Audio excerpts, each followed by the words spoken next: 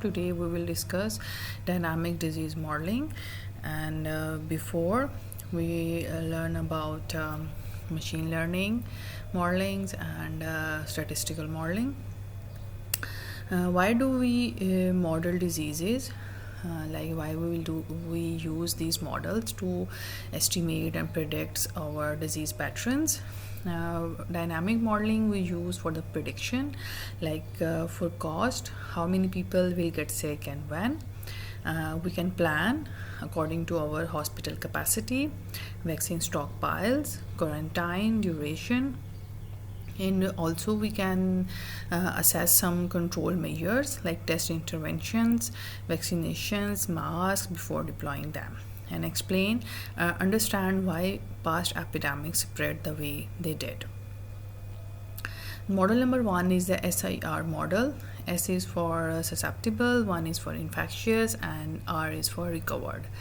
Susceptible, the people who don't have a disease but they can have. They never exposed to pathogens, and infectious means they can spread the diseases, they have diseases. And the recovered population is the immune population or the disease, like they have the disease and they recovered from it, or they just die. These are the parameters and key equation that we use to measure our disease predictions by the SIR model. Beta is the transmission rate, that contacts multiply probability of infections, and the gamma is the recovery rate, 1 over infectious period, R naught basic reproduction number, and N is the total population size. We will discuss all these parameters ahead. This is an example SIR in action, measles in a school, 1978 UK. You can see this is the 14-day outbreak, and our R naught value is approximately 3.8, and these are the total population is 763 students, and peak infectious at the day of 9 is 400 sick, and recovered is 430 by day 14. You can see in the graph we can just show how what are the susceptibles, and how many infectious and how many recovered. In the clinical lesson in this model is the R naught. If R naught is more than 1 means epidemic grows. If it less than 1, it means it die out. If R naught is equal to 3.8 for measles, you need to immunize at least 1 minus 1 over R naught equal to 74% of the population to achieve herd immunity. Model number 2, in this workshop we will do the hands-on activity to perform how to do the SIR action. We have supposed data and we just put it into the R, and then we can get the graphs. Model number 2 is the SEIR model. It's a similar, you can say it's the extension of SIR model. We just add one more tab like the exposed. Why add the E compartment? Many diseases have an incubation period during which patients cannot yet transmit. E people are infected but not yet infectious, they cannot spread infections to others because their incubation period is going on. For example, COVID-19 approximately is 5 days, Ebola is 2 to 21 days. If any person is come in contact with the COVID-19 patient, and it will take 5 days of the incubation to get the disease. Without E, SIR predicts the epidemic peaks too early, and eta equal to 1 over mean incubation period. We have some extensions of SIR extensions, if we add warning immunity, then R returns to S, recovered returns to susceptible. And we can add the vaccination as a separate compartment, and we can add the quarantine and the isolation compartment, and maternal antibody protection for newborns. For example, for the SEIR model is the COVID-19 SEIR model. that is 5.2 day incubation period plus 2.9 day infectious period, and gave R naught is 2.6, matching early 2020 born data. Now, what is the R naught? Understanding of the R naught, the basic reproduction number. R naught is equal to average number of secondary infections one case causes in fully susceptible population. How to calculate? It's the transmission rate over recovery rate. This is the bar graph. You can see there are a lot of number of infections listed over there, and like Ebola, seasonal flu, SARS, smallpox, COVID-19, mumps, whooping cough, and the measles, and we just calculate their R naught value. And when effective R drops below 1, the epidemics shrinks. Vaccines, masks, and distancing all reduce R effective R by lowering beta. Now the model number 3, agent-based model.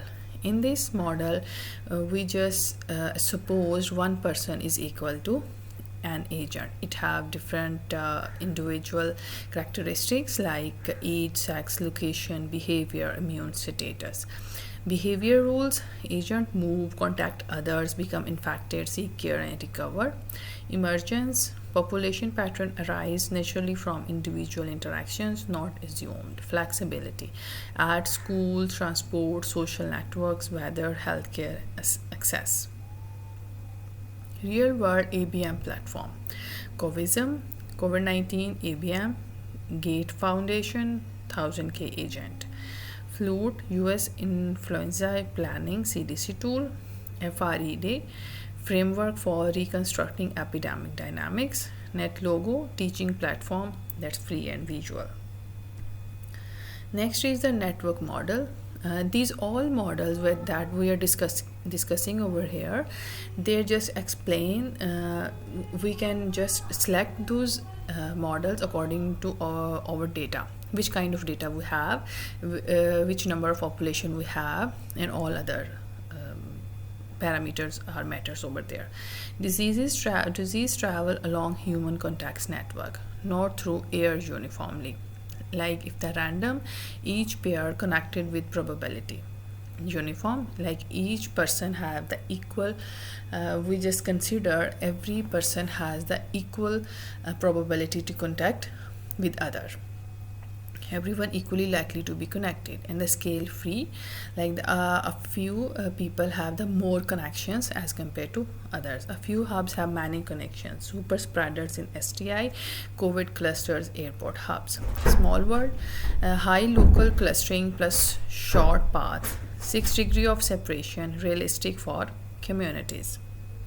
Example: HIV transmission, sexual networks, cholera along water supply routes, measles in school contact network, COVID-19 super spreaders events in gyms and churches. These are the examples. If we need to calculate the predictions of these kinds of data, then we use the network models. Model number 5 is a stochastic model. First, we will just deterministic versus stochastic. Deterministic is a SIR model, like same inputs always give the same output. Smooth epidemic curves, suitable for large population. But as compared to stochastic, it is the small population like the villages, wards, households. Early outbreak, will it take off or die out? Probability of elimination, resurgence, rare events, importation, first hospital case. Stochastic model, and we will discuss the stochastic models one by one. Gillespie algorithm, exact simulation, each infectious recovery event timed precisely using exponential distribution. That is the gold standard of stochastic model. Tau leaping, approximate Gillespie. Allow many events in each step, and the step is the change of time, much faster, slightly less accurate. Discrete time Markov chain, transition probabilities between states at each time step, easy to implement in R and Python. Monte Carlo, many runs. Run thousands of realizations, plot the distribution of peaks, final sizes, and extinction probability. The example is the Ebola 2014. Stochastic model showed 70% chances of epidemic extinction if early cases isolated, explaining why some villages escaped while others didn't. Model number 6 is the Metapopulation Models. In this model, we just collect the data from the vast community, like from the whole world, you can say. Special spread cities, regions, and countries connected by travel. A metapopulation model divides the world into patches, each running its own SIR dynamics internally. Disease spreads between patches via travel and migration, allowing us to model global epidemic spread. For example, Lahore, Islamabad, Karachi, Faisalabad, and Peshawar. We used individually SIR dynamics in all these cities and then collect them all to produce the metapopulation model. Used in GLEAM, Global Epidemic and Mobility Model. Like if we need to assess a result, that is apply from all over the world. WHO flu pandemic planning is an example. COVID-19 travel ban analysis, modeling Hajj pilgrimage transmission risk. Model number 7 is the statistical and curve fitting model. It's a data-driven approaches when mechanism is unknown or data is limited. Epidemic growth curves. This is the red line is the exponential growth and the blue line is the logistic.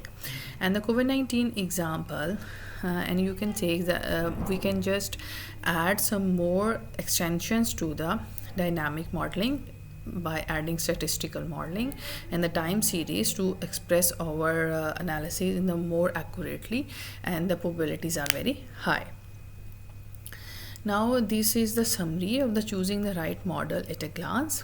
Like if we have very low data is available, and complexity is low. Best clinical use is the policy analysis and vaccine threshold, homogeneous mixing assumed, then we use SIR and SEIR model. Agent based data needed high, complexity is very high, hospital infection control behavior change, computationally expensive. We all discuss one by one before. You can see this is a summary how we can select our model according to our data. These are the key takeaways for the clinicians. And now I will show you how to calculate our data. As we have this data, you can say this is for data for the SIR modeling. This is the day, susceptible, and infected, and the recovered. Then we have this data, and we just open the R modeling, R Studio, and you can get the R code for this data by any AI tools. Like you can use the Kimi, you can use the Claude, and you can use the ChatGPT. We just select all over here. Then we will just select our working directory. Our working directory is over here. Now we just select all and run. It will perform by itself, and we can get all these data like the SIR model. We get these. This is the compartment. Blue line is the compartment, susceptible, infected, and recovered. This is the SIR is the model. Like blue line is the susceptible, red line is the infected, and the green line is the recovered. By all these things, we can just get the data in our graphical plotting form. I will show you some other data pictures that we can get over here from here.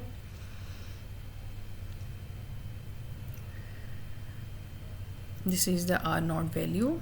like blue line is representing 2. These are the day, and these are the infected. So sensitivity analysis, effect of R naught on infected curve. You can understand by plotting on the data. And this is the residual analysis, should be randomly scattered around 0 for good fit. And this is also the color representing like the susceptible, infected, and recovered. And this is the SIR model observed versus fitted by compartment. You can see according to the day and the count, number of people. Now I hope you can understand all these things, and if you have any question, you can free to ask. Thank you so much.